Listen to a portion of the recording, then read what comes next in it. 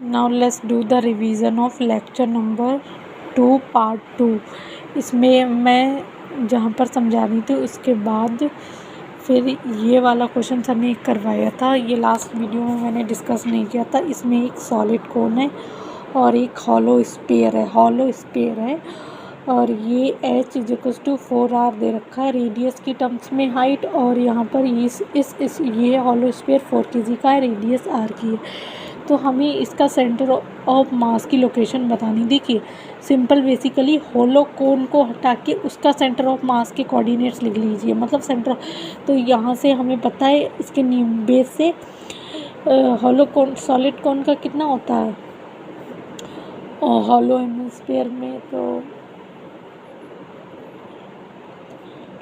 वह h/4 होता है। इसका h/4 होता है। मैंने जो लर्न करने को दी तो 4r/4 होगा यहाँ से। तो 4r/4 मतलब h/4 मतलब 4r/4 डेट इज़ 0, r पे होगा इसके सेंटर ऑफ मास कोन की लोकेशन इस रेफरेंस से। और इस हॉलो हेमिस्फीयर की जगह इसका सेंटर हॉलो हेमिस्फीयर में 4r/8 होता था, 4r/8, और r/2 भी बोल सकते हैं। तो r/2 पे होगा इसका लोकेशन, r/2 पे। लेकिन आप ध्यान रखिएगा ये ओरिजिन से नीचे है, तो -r/2, 0 -0, -r/2। एक्चुअली मैंने यहाँ पर गलत लिख दिया, ये 0, होता, क्योंकि x कोऑर्डिनेट तो 0 है, बाई में -r/2। तो अब देखिए इसका x तो दोनों में कोऑर्डिनेट 0, तो इसका x सेंटर ऑफ मास तो 0 होगा, y centre of mass m1r1 m2r2। तो 3 kg इंटू r, 3 kg के इंटू r, और 4 इंटू -r/2, 4 kg के लिए 4 kg into -r/2 upon m1 plus m2, नीचे 7 आता है, यहाँ लिखा हो वह नहीं। इसे सॉल्व करेंगे तो r/7 आ जाएगा, और इसका आ जाएगा, तो इसके सेंटर ऑफ मास की लोकेशन 0, r/7 हो जाएगी इस क्वेश्चन के लिए। अब हम इस डायग्राम से भी देख सकते हैं कि इसका centre of mass -2r plus r/7 कि हम इस डायग्राम से भी देख सकते हैं कि देखिए ये सिमेट्रिक कट करेंगे तो बॉडी को, तो इस लाइन के इस साइड भी मास बराबर, इस साइड भी, तो मतलब इसी लाइन पे कहीं सेंटर ऑफ मास रहेगा। तो मतलब हम ये तो बता सकते हैं कि x कोऑर्डिनेट तो 0 ही होगा। ऑप्शन फिर हम अपने ऑप्शंस पे चेक कर लेंगे। कभी कभी ऑप्शंस ऐसे आ जाते हैं MCQ में कि हमको सॉल्व नहीं करना पड़ता, हम बेसिक नॉलेज के थ्रू इसे सॉल्व कर सकते हैं। तो x सेंटर ऑफ मास तो 0 आ गया। अब y सेंटर ऑफ मास देखने के लिए, ये सॉलिड कोन 3 kg का है, ये 4 kg का है, तो इसका सेंटर ऑफ मास 10 kg का है, और ये 4 kg का है, -r/2 -2r into 3r r/7। तो फिर आप x सेंटर ऑफ मास इसका सॉल्व करके y सेंटर ऑफ मास निकाल लेंगे। फिर इस क्वेश्चन में देखिए, इस क्वेश्चन में भी सिमेट्रिक बॉडी है, तो ये तो पता लग गया कि x सेंटर ऑफ मास तो 0 होगा। अब इसकी जगह इसका सेंटर ऑफ मास के कोऑर्डिनेट लिख लीजिए, इसके लिख लीजिए। तो इसका जैसे होगा h/4 पे होगा इसका centre of mass, that is 4r/4, that is 0, r, x में 0 और y में r, और इसका होगा आपका यहाँ से तो ये 4r और यहाँ से ये r, तो 5r, 0, 5r सॉलिड स्फीयर का। तो आप यहाँ पर x centre of mass is equal to 0, y centre of mass m1r1 plus m2r2, m1 plus m2 से आप ये सॉल्व कर लेंगे, 0, 23/7r आंसर आ जाएगा। अब फिर एक बात और इसमें मैं आपको दिखाना चाह रही हूँ कि देखिए ये जो है इसमें ये 4 kg का है, ये 3 kg का है, और ये 4r की हाइट में, तो मतलब ये आपको सॉल्व करके आना पड़ेगा। फिर मास डिस्ट्रीब्यूशन, फिर सर ने कुछ कॉन्सेप्ट्स बताए थे जो बहुत मास डिस्ट्रीब्यूशन। अब ये आपके बहुत इम्पॉर्टेंट है, आगे हमें आपको सॉल्व करने में काम आएंगे, तो इसके मैं आपको सब बता देती हूँ। जैसे dm/dx, ये एक्स लेंथ पे कोई dx मार्क्स है dm और वो लैम्डा थे, उसका मतलब मास कांस्टेंट नहीं, वो लैम्डा के साथ लैम्डा होता है मास पर यूनिट लेंथ, तो यहाँ पर लैम्डा है ये, तो इसके मास लैम्डा इज मास पर यूनिट लेंथ, तो डीएम मास के लिए लिख सकती हूँ लैम्डा इंटू dx। तो वही किया है कि लैम्डा होता है लीनियर मास डेंसिटी। अगर स्मॉल मास के लिए लिख रहे हैं तो dm/dx, लेक्स इज इक्वस टू मास पर unit, dm is equals to dm mass के लिए लैम्डा इंटू dx। अगर हमें कोई रॉड दे रखी है तो टोटल लेंथ ऑफ, तो हम उसे dm मास को इंटीग्रेट कर देंगे, और अगर l लेंथ की रॉड है तो l लेंथ तक इंटीग्रेट कर देंगे into lambda dx। Lambda is equals to mass पर यूनिट लेंथ तभी सही होता है जब लैम्डा कांस्टेंट होता है। अगर कांस्टेंट नहीं, if lambda is constant then lambda बाहर आ जाएगा इंटू dx, तो मास पर यूनिट लेंथ, तब ये सही होगा। लैम्डा कांस्टेंट नहीं होगा तो ये इंटीग्रेशन से बाहर नहीं आएगा। अब जैसे अब ये कुछ क्वेश्चंस होते हैं, lambda is equals to lambda naught, मतलब यहाँ पर लैम्डा एक्स के साथ वेरी कर रहा है और हमें टोटल मास ऑफ रॉड पता करना है dm, तो integration of dm into lambda dx। तो लैम्डा की जगह मैं लिखूँगी lambda not into dx, lambda not into x dx, तो lambda not into x into dx। तो लैम्डा नॉट कांस्टेंट है और x dx तो x² 0 से l तक, तो हमको मास टोटल मास पता लग जाएगा। तो वही है कि लैम्डा वैसे तो मास पर यूनिट लेंथ होता है, लेकिन अगर लैम्डा कांस्टेंट नहीं है तो इंटीग्रेशन से बाहर नहीं आएगा, तो उस केस में नहीं होगा, तो टोटल मास के लिए आपको इंटीग्रेट करना पड़ेगा। अब जैसे लैम्डा 2x + 3 है और लेंथ 10 मीटर, तो हम dm मास के लिए लिख लेंगे लैम्डा इंटू dx, छोटे dm मास के लिए, तो फिर इसे l लेंथ तक इंटीग्रेट कर देंगे तो हमें टोटल मास पता लग जाएगा। फिर उसके बाद सर ने सिग्मा समझाया था। सिग्मा होता है मास पर unit area, sigma is equals to area mass density और सरफेस मास डेंसिटी। सिग्मा होता है मास पर यूनिट एरिया, तो डीएम मास के लिए सिग्मा इंटू डी, तो total mass is equals to integration of sigma into D. Sigma constant है तो total mass is equals to sigma into A, total mass के लिए सिग्मा इंटू ए, तो sigma is equals to m total divided by area. तो यही है इसका concept. अब इससे रिलेटेड क्वेश्चंस भी करवाए थे सर ने। जैसे अब देखिए ये यूनिफॉर्म डिस्क है, मान लीजिए एम मास की आर रेडियस की, तो sigma is equals to mass पर unit area that is pi. Uniform square है मास एम और लेंथ का, तो sigma is equals to mass पर स्क्वायर का एरिया l²। तो अब सेम ये है, एक रेक्टेंगुलर शीट है, यहाँ से इसकी लेंथ v है, यहाँ से इस वाली साइड की लेंथ v है और इसके लिए l है। तो हम यहाँ पर देखेंगे ये सिग्मा यहाँ पर कांस्टेंट नहीं है, सिग्मा नॉट x है, तो यहाँ से छोटे से मास काटेंगे dm मास, तो इसके लिए सिग्मा इंटू डी लिख देंगे। Sigma D is equals to area इसका हो जाएगा इस स्ट्रिप का b इंटू dx, तो फिर उसे इंटीग्रेट कर देंगे 0 से l लेंथ तक, तो हमें टोटल मास पता लग जाएगा। अब इलेक्ट्रोस्टैट में यही चीज़ हमारे लिए चार्ज पूछा जाता है, टोटल चार्ज बताओ, तो वहाँ पर भी हम सिग्मा इंटू ए एरिया कर देंगे, ये बेस डी ए कर देंगे, तो यहाँ से भी ये सेम रिज़ल्ट आएगा। तो बस आपको ये कॉन्सेप्ट पता होना चाहिए कि लैम्डा होता है मास पर यूनिट लेंथ और सिग्मा होता है मास पर यूनिट एरिया। जैसे सिग्मा कांस्टेंट नहीं है तो इंटीग्रेशन से बाहर नहीं आएगा, हमें करना पड़ेगा। ऐसे sigma is equal to mass upon area हर केस में नहीं होता, अगर सिग्मा कांस्टेंट है तभी उसे मास पर यूनिट एरिया। तो आपको ये सब चीज़ें पता होनी चाहिए। ऐसे ही देखिए, तो ये लैम्डा मैंने बता दिया। सिग्मा ऐसी एक वॉल्यूम डेंसिटी होती है, उसे रो से रिप्रेजेंट करते हैं, उसे मास पर यूनिट। तो डीएम मास के लिए rho into DV, total mass के लिए इंटीग्रेट कर दो। अगर रो कांस्टेंट है, रो मतलब डेंसिटी कांस्टेंट है, इसे वॉल्यूम मास डेंसिटी बोलते हैं, तो टोटल मास हो जाएगा, अगर रो कांस्टेंट है तो ये बाहर निकल जाएगा, तो rho into V mass per unit volume. अगर ये कांस्टेंट नहीं है तो आपको इंटीग्रेशन से बाहर नहीं आएगा, और आपको इंटीग्रेट करना पड़ेगा टोटल मास के लिए। तो यही कॉन्सेप्ट है। तो अब मैंने ये सब समझा दिए। सर ने देखिए एक क्वेश्चन करवाया था यहाँ पर। सर ने कहा था डिस्क और ये स्क्वायर शीट है, लेंथ 2r की, डिस्क है रेडियस r की, both are made up of same material. तो हमें सेंटर ऑफ मास की लोकेशन पता करनी है। तो अब सेम मटेरियल की बनी हुई है तो मतलब इसकी डेंसिटी सेम होगी। तो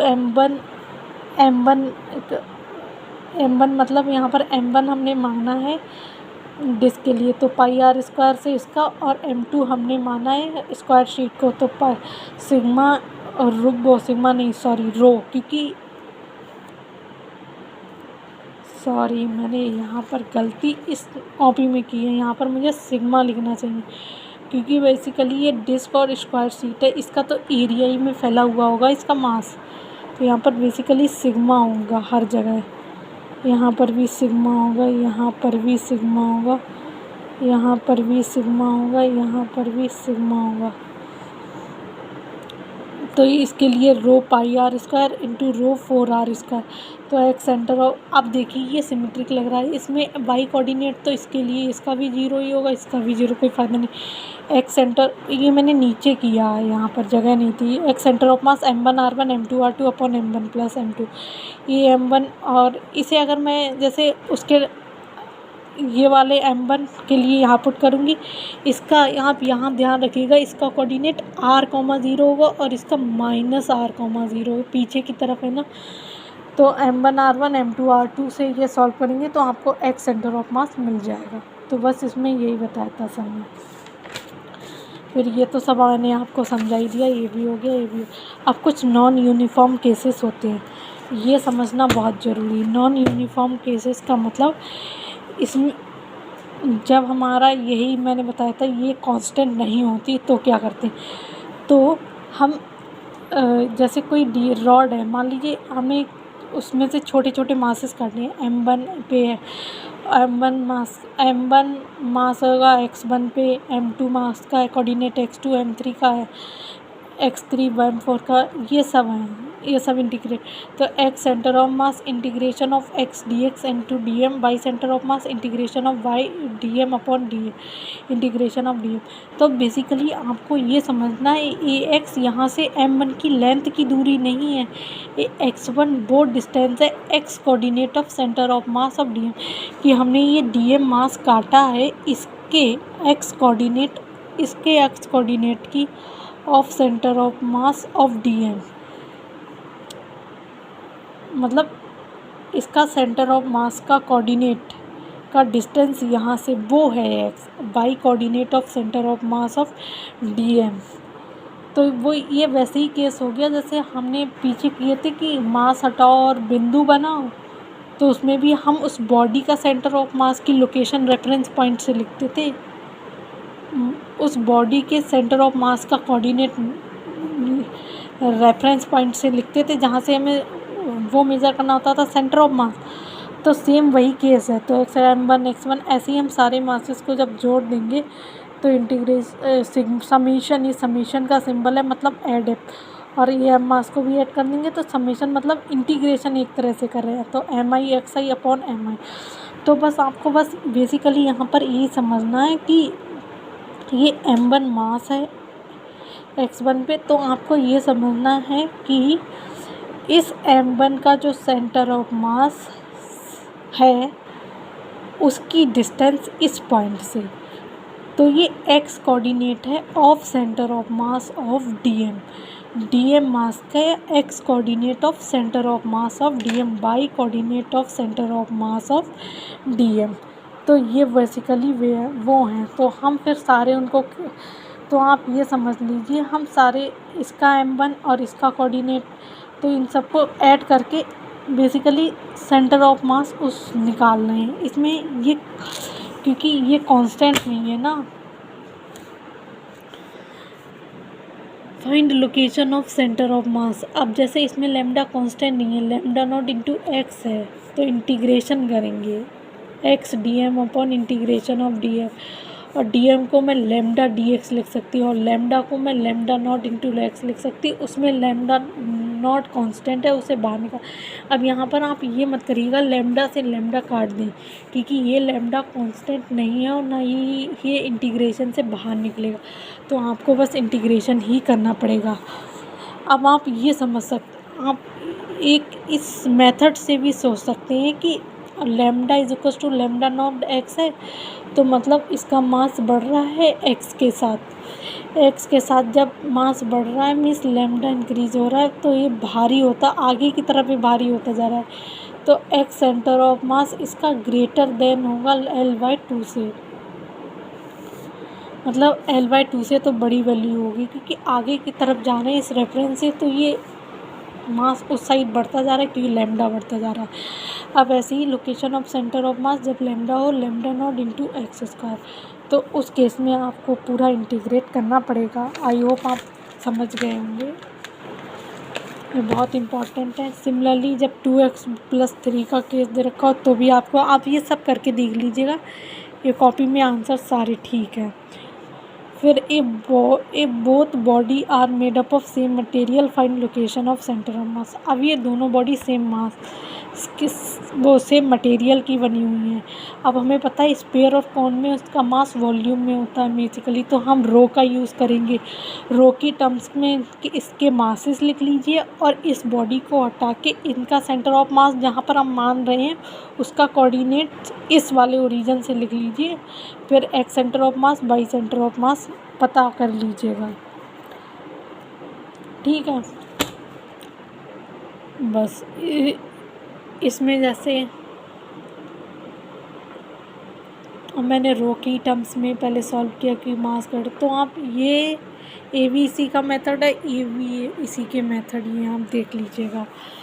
अब इसमें जो रो है डेंसिटी है वो दोनों की अलग अलग है, इसकी रो है इसकी 12 रो है।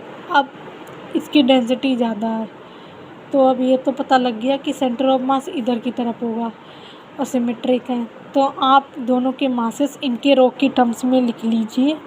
और m1 एक्स सेंटर ऑफ मास तो 0 होगा, m1 और y सेंटर ऑफ मास के लिए m1 r1 m2 r2 upon m1 plus m2 से निकाल लीजिएगा, उसका आंसर 61 r/13 आएगा। सॉल्व करके देख लीजिएगा।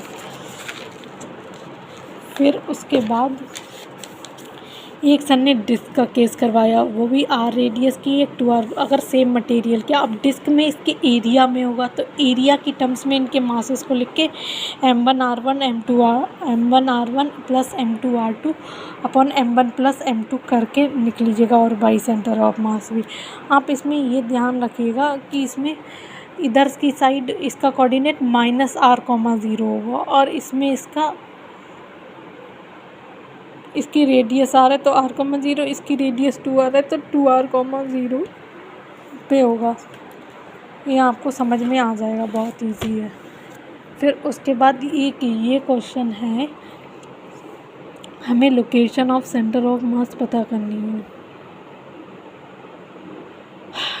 कि ये डिस्क है और एक छोटी डिस्क है, ये r/2 रेडियस, ये r रेडियस की, ये r/2 रेडियस की। हमें location of centre of mass पता करनी है।